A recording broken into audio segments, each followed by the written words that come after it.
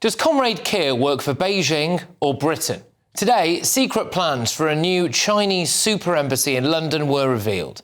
These include a 208-room underground bunker complex and a hidden chamber, which will sit alongside fibre-optic cables, transmitting data between the City of London and Canary Wharf. The hidden room also contains hot air extraction systems, which could suggest the installation of heat-generating equipment like advanced computers able to be used for espionage. To be clear, this could give China access to all the communications to Britain's financial districts, as well as millions of people's personal emails. Could the Chinese also use these underground bunkers to detain and torture people? Once it's built, the Chinese embassy will have diplomatic immunity, meaning nobody is ever allowed to go in and inspect it. And the breaking news on the front page of the Daily Telegraph tonight. The White House is deeply concerned by Labour's plan to approve the embassy. A senior Trump administration official raised fears that China could exploit the UK's critical infrastructure. Clearly, there is no way that this should ever be allowed to go ahead. So why is Sir Keir Starmer set to approve plans ahead of his visit to China next month? Now, although he insisted that it was the Crown Prosecution Service's fault, Starmer is accused of deliberately collapsing the Chinese spy case last year. His government apparently failed to hand over evidence that could have led to a prosecution. Why? He's giving away the Chagos Islands to Mauritius and making the British taxpayer pay for it. The big winners here? China. In fact, a Chinese judge was one of those who ruled against Britain. Starmer's friend was also the lawyer for Mauritius. Why is he allowing that to happen? The Prime Minister recently claimed he hadn't made his mind up about the Chinese super embassy. So why did he raise it personally with Chinese leader Xi Jinping in 2024? Now, watch very closely here about what happens to the British press as Starmer starts talking to the Chinese leader about this embassy. You raised the Chinese embassy building in London when we spoke on the telephone, and we have since taken action by calling in. They're ushered out. Why? So, what have we got to show for Sir Keir Starmer's betrayal of Britain? Nothing. British exports to China are down massively. Overall, they are down nearly 10.5%. Goods exports plummeted by 23.1%. Chinese exports to Britain, however, are up over 4%. Then there is, of course, the moral case against this embassy. British nationals claim to have been tortured in Chinese prisons. British nationals are currently locked up in Chinese prisons. Sir Keir Starmer said it was a top priority of his Labour government to get Egyptian nutjob Alaa Abdel Fattah to Britain from Egypt. It was later revealed he'd posted things on social media about killing white people, police and Jews. The Prime Minister was then forced to condemn those comments as abhorrent. No plans to deport him, though. So why isn't there the same urgency when it comes to Brits in China? Starmer cares about the Palestinians, and he's desperate to introduce a new Islamophobia definition in Britain to protect the Muslim community. Well, China imprisons more than 1 million Uyghur Muslims in camps and is accused of forcibly harvesting their organs and sterilising them. Does Mr. Human Rights not care about that? The Chinese authorities have attacked people on British soil. In Manchester, communist goons came out of the consulate and assaulted protesters. They even dragged one man inside and beat him up. Why?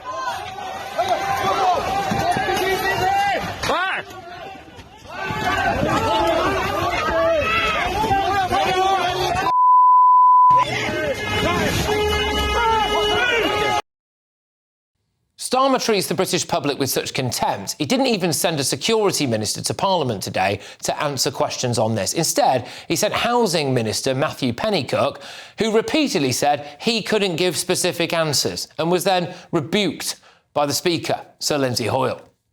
I didn't choose for you to be the minister that answered this. I would have thought, actually, it would have been the Home Office and the Security Minister. They don't care about you, do they? They don't want to front up to it. Sir Keir Starmer is such a weak man that he seems willing to compromise our national security, our national interests, the City of London, our personal emails and communications and human rights just so he can lick Beijing's boots. We are led by a Beijing bootlicker. Using the internet without a VPN, a virtual private network, is a bit like taking to the road without car insurance. All it takes is one unlucky moment to cost you a lot of cash. This video's sponsor is Private Internet Access. They are the VPN to help keep you safe. Click the link in the description below to find out why over 30 million people have downloaded PIA to protect themselves online. A virtual private network is an app that hides your IP address and helps keep your data private. When you're browsing the internet at home, you give up a large amount of data to businesses, to shops, and indeed to social media giants too. Hackers have the ability to steal your personal data with ease, including sensitive information such as passwords, keystrokes, and even your personal photos. Private Internet Access helps protect your personal data by encrypting your internet connection to keep your data out of the hands of cyber criminals. And it's not just hackers either to be concerned about. Information can be censored too. When Canada passed their C-18 bill, social media giants decided to ban news content on their platforms. But PIA can protect your ability to consume the news and content you love. Private Internet Access is available for Windows users, Mac OS, Android, Linux, iOS, and you can use one PIA subscription to protect an unlimited amount of devices. And we've got a huge GB News discount for you too. Click the link in this video's description and you'll get a massive 83% off PIA. That's under £2 a month, the price of a coffee, and you'll get an extra 4 months completely free on top. Also, there's a 30-day money-back guarantee too. Visit piavpn.com/GB News to start protecting yourself digitally today. Let's get our thoughts from my panel. We've got GB News contributors Will Kingston and Connie Shaw. We're also joined by political commentator and journalist Jonathan Liss.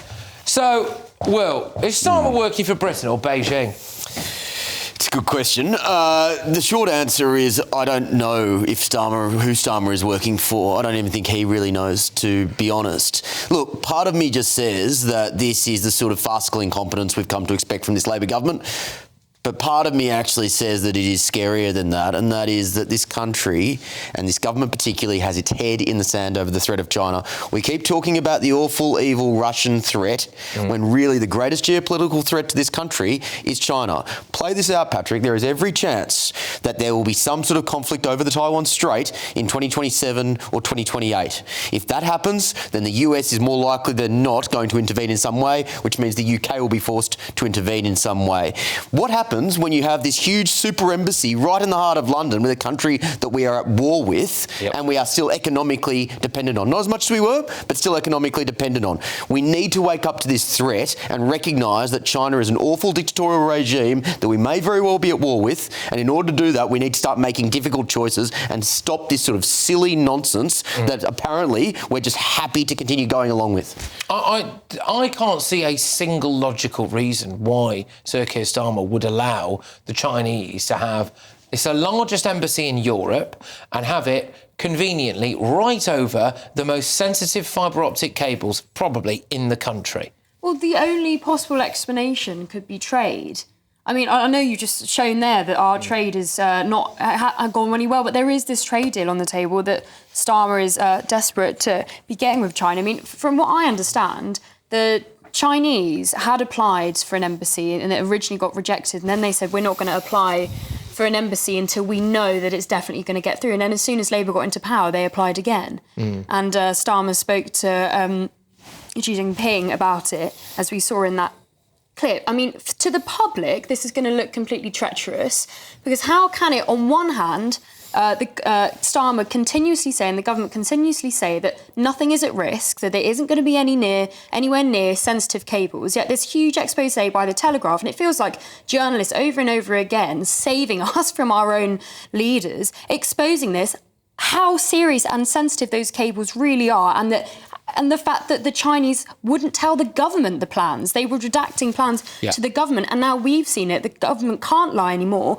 but now they're still telling the US that there's nothing to be worried about. I mean, how can Keir Starmer come off as anything other than treacherous to the public? Well, he's just a Beijing bootlicker, isn't he? You like that term, do you? I don't know whose boots he licks, Patrick, if any. What I would say... Well, it looks a lot like Well, look, what I would say, in all seriousness, is that one thing you can say about Starmer, and my goodness, there are many, many things you can criticise about that man, but he has never struck me as a person who would be cavalier with Britain's national security. That is something that he seems to take. That is something that the Chagos has nothing to do with national. Chagos is not compromising Britain's national security. But, sorry, it will do in 99 years' time, mate. Look, I don't think that it's inconceivable that if MI6 and MI5 advised against this, the Prime Minister would go against that advice. So I'm not a security expert.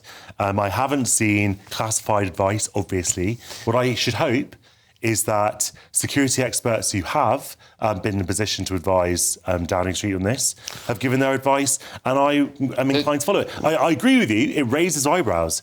From a layman's perspective, this looks like a suspect move. And if I was just looking at the evidences in the public domain, I would say let's not give China this embassy.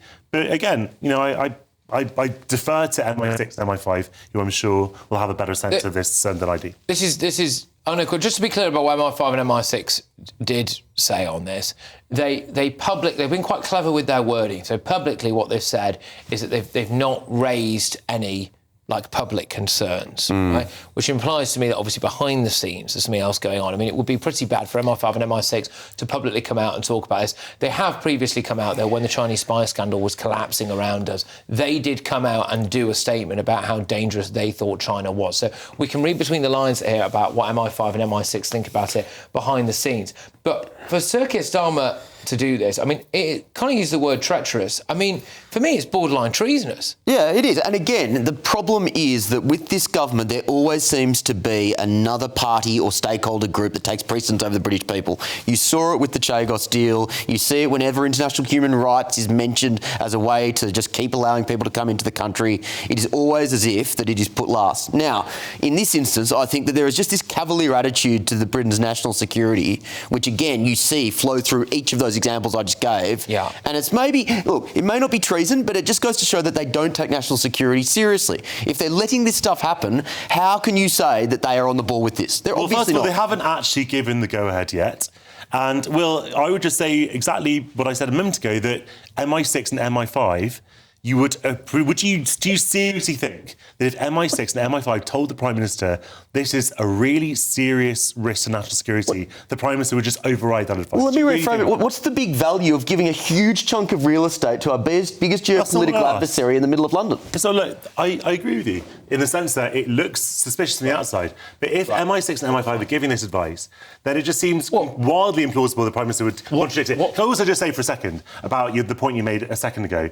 There is almost zero chance that the UK is going to engage China militarily in the next few years. If China invades Taiwan, which is, has been made a lot likelier by recent events, absolutely, the United States is not going to intervene on Taiwan's part. Very well made. The United States is no more going to engage China militarily than it would engage Russia. Let's not retract too much here on that, because, Connie, I want to put this to you. So one of the big revelations that came out around the time of the Chinese spy scandal was that actually we had incomprehensibly, and this was under the Conservatives, allowed a Chinese company to have full access to our computers and things like that in Downing Street, which it turned out they'd then hacked. China was accused of hacking every single diplomatic communication from Britain all around the world. So we know that. Then we've also got various different things that we believe may have come from China, certain things that have happened when the NHS has been hacked, all of that stuff. So we've got a track record here of the way that China operates. Our military are told when they're in, believe it or not, our military sometimes drive around in Chinese-made electric vehicles, and they're putting signs in those for military personnel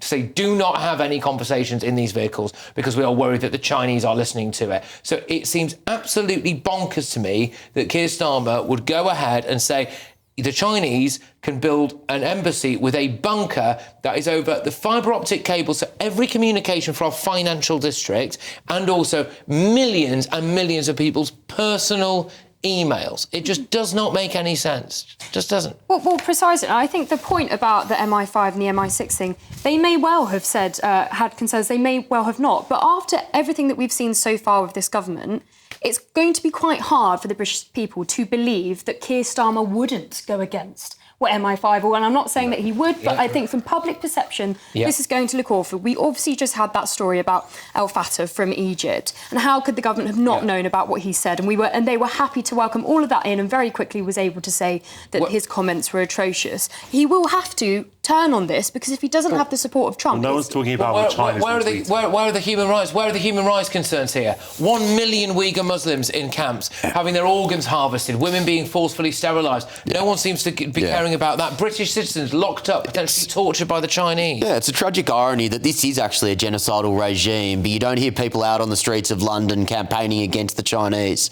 And it goes to show, A, the hypocrisy of the left when it comes to Israel, but also, secondly, no one seems to care about the moral values. Starmer needs the money from China now, Jonathan, because him and Rachel Reeves have knackered the economy. What do you think should be Britain's approach to China? Should we say that because China does despicable things to the world, which absolutely seems to be the case, that we should ignore China, which is going to be as powerful a superpower as America in the next 20 or 30 years? No, it won't. Yes, it will be. Absolutely. It already has. It has Call them out just once, maybe. Absolutely. Which they've not done. And I think the government should consistently call out countries that do terrible things, including the United States. But he can't do it, can he? Because he's a weak man. He should certainly call out countries a lot more than he does, absolutely. Right, OK, all right. Well, look, we've got lots on. And by the way, the other big breaking news of the day, of course, was this U-turn on digital IDs, the 13th U-turn and counting from this Labour government. Our political editor, Christopher Hope, has very kindly agreed to come on at 10:30 to talk to us about that. But before that,